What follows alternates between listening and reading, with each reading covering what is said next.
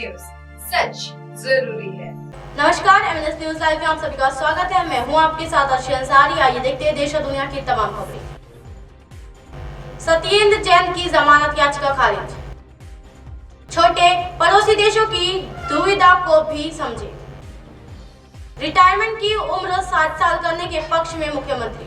आइए देखते हैं खबरें विस्तार से। सत्येंद्र जैन की जमानत याचिका खारिज। जी हाँ, दिल्ली हाईकोर्ट ने मनी लॉन्ड्रिंग के मामले में आम आदमी पार्टी यानी आप के नेता जमानत याचिका गुरुवार को खारिज कर दी गई।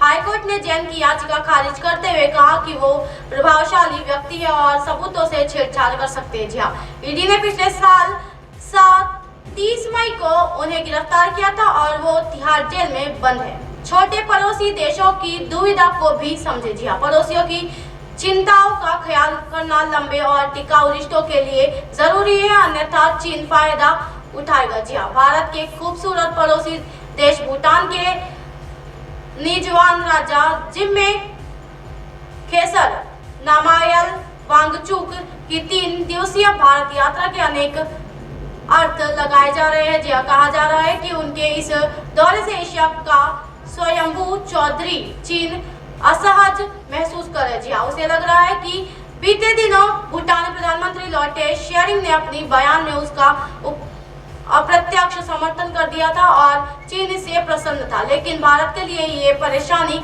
में डालने वाला था। जी हाँ, रात की बात ये है कि भूटान नरेश ने भारत की चिंताओं को समझा और अपनी यात्रा में रिश्तों को संतुलित बनाने का प्रयास किया है। जानकारों का एक समूह कह रहा है कि अपने प्रधानमंत्री की बेल्जियम यात्रा से स्वयं भूटानी नरेश प्रसन्न नहीं है, इसलिए उन्होंने भारत के साथ रिश्तों में जम रही बर्फ को तोड़ने के लिए भारत आने का फैसला किया। जी हाँ, संभवतः इसी वजह से भारत यात्रा में उन्होंने अपने प्रधानमंत्री को शामिल नहीं किया। नरेश के साथ विदेश व्यापार मंत्री डॉक्टर डांटी दोरजी और भारी भरकम प्रतिनिधि मंडल आया। जी हाँ, इस दल ने अपने प्रधानमंत्री के बयान में उपजी गलतफहमी दूर करने का प्रयास किया। संदर्भ तौर पर जी हाँ, भूटानी प्रधानमंत्री का वह कथन याद करना आवश्यक है। जी हाँ, जिसमें उन्होंने कहा था कि चीन ने भूटान सीमा में कोई निर्माण या अतिक्रमण नहीं किया है। जो भी निर्माण चल रहा है वो भूटान की सीमा से बाहर है। उन्होंने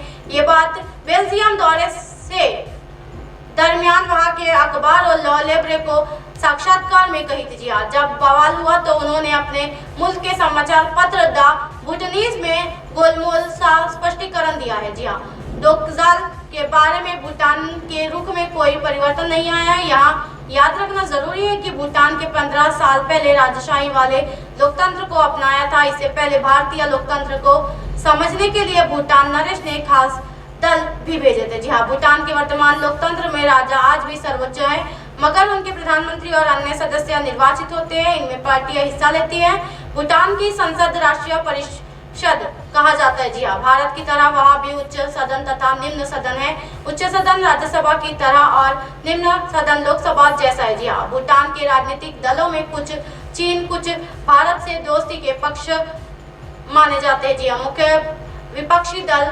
त्रुक फुटनमस शोगा पर डीपीटी खुले तौर पर चीन समर्थक है। जी हाँ, करीब 6 बरस पहले भूटान ने दावा किया था कि डोकलाम उसका अपना इलाका है, लेकिन चीन ऐसा नहीं मानता। जी हाँ, डोकलाम एक पठारी क्षेत्र है जिस पर चीन और भूटान के बीच विवाद चल रहा है। जी हाँ, एक संधि के तहत उनकी हिफाजत भारतीय सेना कर रही है, लेकिन 5 साल पहले जून से 28 अगस्त 2017 के बीच भारत और चीन की सेनाएं आमने सामने डटी रही थी। जी हाँ, दोनों के बीच हिंसक झगड़े भी हुए थे।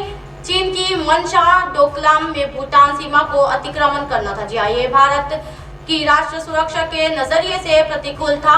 भारत ने चीन को पीछे हटने पर मजबूर किया। ये भारत की बड़ी कूटनीतिक राजनीतिक जीत था। जी हाँ, इसके बाद दक्षिण एशिया के देशों में भारत के प्रति धारणा बदली। पहले वे चीन के विस्तारवादी रवैये तो बीत रहे थे। इन्हीं दिनों चीन ने बेल्ट एंड रोड शिखर बैठक बुलाई। भारत ने उसका बहिष्कार किया था। भारत का कहना था कि ये परियोजना कई देशों की संप्रभुता का हनन करती है। जी हाँ, परियोजनाओं के पक्ष में उनके अनेक देश नहीं थे। जी हाँ, चीन ने उसके बाद से ही चुपचाप भारत के पड़ोसियों से सीधे संपर्क कर उन्हें ललचाने का काम शुरू किया। जी हाँ, उसने श्रीलंका के पूर्व राष्ट्रपति महिंदा राजपक्षे को भरपूर आर्थिक मदद दी, नेपाल के पूर्व प्रधानमंत्री केपी ओली को उपकृत किया, पाकिस्तान के फौजी अफसरों को लाभ पहुंचाया, मालदीव के पूर्व सत्ता प्रमुख को धन दिया और म्यांमार के सैनिक शासकों को खरीद लिया। भूटान के प्रधानमंत्री लॉटे शेयरिंग के बारे में भी यही चर्चाएं है। जी हाँ, भूटान नरेश अपने स्तर पर इन आरोपी की खुफिया जांच भी कर रहा है। दरअसल डोकलाम जैसी स्थिति नेपाल के कालापानी की भी है। जी हाँ, वहाँ चीन से 1962 की जंग के बाद से भारतीय सेना तैनात है और नेपाल तथा भारत की सीमाओं की रक्षा करती है। जब डोकलाम में चीन की दल उस तरह से नहीं गई जैसे कि वो चाहता था, तो उसने नेपाल में जन आंदोलन को पर्दे के पीछे हवा दी, लेकिन भारत ने उन्हीं दिनों नेपाल की आर्थिक नाकाबंदी कर दी। इससे नेपाली नागरिकों को भारी परेशानी हुई। वहाँ चीन समर्थित नेपाली कम्युनिटी पार्टी ने लाभ उठाया और भारत विरोधी भावनाएं भड़काई। भूटान में भी यही हुआ। रिटायरमेंट की उम्र 60 साल करने के पक्ष में मुख्यमंत्री। जी हाँ, राजपत्रित अधिकारी महासंघ ने दावा किया है कि मुख्यमंत्री एकनाथ शिंदे ने राज्य सरकार के कर्मचारियों की सेवा निवृत्ति की आयु बढ़ाकर 60 वर्ष करने के प्रति अनुकूल है। जी हाँ, महासंघ के पदाधिकारियों ने गुरुवार को मुख्यमंत्री शिंदे के साथ बैठक की। बैठक के संबंध में जारी पत्र में महासंघ ने कहा कि हमने आज की बैठक में केंद्र सरकार की तर्ज पर सेवा निवृत्ति की आयु बढ़ाकर 60 वर्ष करने की संबंध में पुख्ता मांग पेश की। मुख्यमंत्री ने आश्वासन दिया था कि इस मामले में प्राथमिकता के आधार पर कार्रवाई की जाएगी। राजस्व विभागीय स्वर्ग आवंटन अधिनियम से प्रौद्योगिक उन्नत अधिकारियों को अलग करने, केंद्र के अनुसार सेवानिवृत्ति ग्रेचुइटी की सीमा 20 लाख रुपए करने के केंद्र की तरह 80 वर्ष से अधिक आयु के वरिष्ठ सेवानिवृत्त को पेंशन बढ़ाने की मांगों पर भी सकारात्मक चर्चा हुई। जी हाँ, बैठक में मुख्यमंत्री के अतिरिक्त मुख्य सचिव भूषण गगरानी, महासंघ के नेताजी डी कुलथे, अध्यक्ष विनोद देसाई, महासचिव समीर भटाकर, उपाध्यक्ष विष्णु पाटिल उपस्थित थे। अब आप हमारे चैनल को आपके मोबाइल पर भी देख सकते हैं। मोबाइल ऐप पर देखने के लिए प्ले स्टोर से MNS news TV app download करें। इंस्टा, लिंक, ट्विटर, हाईकुक, फेसबुक और कई सोशल मीडिया के प्लेटफॉर्म पर हमारा चैनल उपलब्ध है। आप इसे यूट्यूब पर भी देख सकते हो। आप हमारे चैनल को लाइव भी देख सकते हो www.mnsnews.com पर। फिलहाल वक्त तो चला दर्शकों ब्रेक का। ब्रेक से लौटने के बाद देखिएगा देश और दुनिया की तमाम खबरें। बने रहिए एमएनएस न्यूज पर। नमस्कार।